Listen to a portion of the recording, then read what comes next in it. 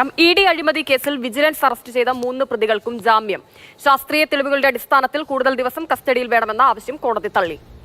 ബിനിൽ വിവരങ്ങളുമായി കൊച്ചിയിൽ നിന്ന് ചേരുന്നുണ്ട്. ബിനിൽ, വളരെ പ്രധാനപ്പെട്ട വിവരമാണ്. പക്ഷേ എന്തുകൊണ്ടാണ് ഈ ജാമ്യം അനുവദിച്ചത്? കോടതി എന്ത് പറഞ്ഞു? ഇതിനെ എതിർത്തില്ലേ?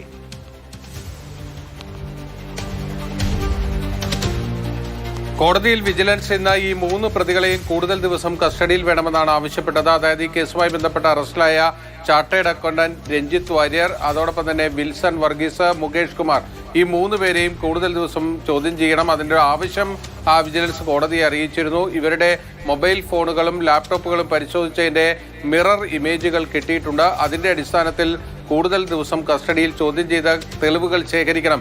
ഇതായിരുന്നു വിജിലൻസിന്റെ ആവശ്യം. പക്ഷേ മൂവാറ്റുപുഴ വിജിലൻസ് കോടതി ആ ആവശ്യം നിരാകരിക്കുകയാണ് ഉണ്ടായത്. പകരം കോടതി ഈ ഉത്തരവിന്റെ ഭാഗമായി ചെയ്തിരിക്കുന്നത് നാളെ മുതൽ തുടർച്ചയായി 7 ദിവസം വിജിലൻസിന് മുന്നിൽ ചോദ്യം ചെയ്യലിന് ഹാജരാകാനാണ് ഇപ്പോൾ ഈ പ്രതികളോട് ആവശ്യപ്പെട്ടിരിക്കുന്നത്. ഇതിൽ ഏറ്റവും പ്രധാനപ്പെട്ട ഒരു കാര്യമെന്നത് ഒരു പ്രതിയെ കസ്റ്റഡിയിൽ ചോദ്യം ചെയ്യുന്നതും ജാമ്യത്തിലുള്ള ഒരാളെ ചോദ്യം ചെയ്യുന്നതും തമ്മിൽ വ്യത്യാസമുണ്ട്. കാരണം പോലീസിന്റെ കസ്റ്റഡിയിലുള്ള ഒരാളെ ചോദ്യം ചെയ്യുമ്പോൾ അത് അന്വേഷണ ഏജൻസിക്ക് തെളിവുകൾ കൂടുതൽ ശേഖരിക്കാൻ എളുപ്പമുള്ള ഒരു കാര്യമാണ്. പക്ഷേ ജാമ്യത്തിലുള്ള ഒരാളെ ചോദ്യം ചെയ്താൽ അയാൾ ഈ അന്വേഷണവുമായി എത്ര കണ്ട് സഹകരിക്കുമെന്ന കാര്യം ഇപ്പോൾ പറയാൻ കഴിയില്ല. അതുകൊണ്ട് തന്നെ ഈ ഉത്തരവിനെതിരെ വിജിലൻസ് ഹൈക്കോടതിയിൽ പോകാനുള്ള സാധ്യതയുണ്ടോ എന്നതടക്കമുള്ള കാര്യങ്ങൾ നാളെയോടുകൂടി മാത്രമേ വ്യക്തമാകുകയുള്ളൂ.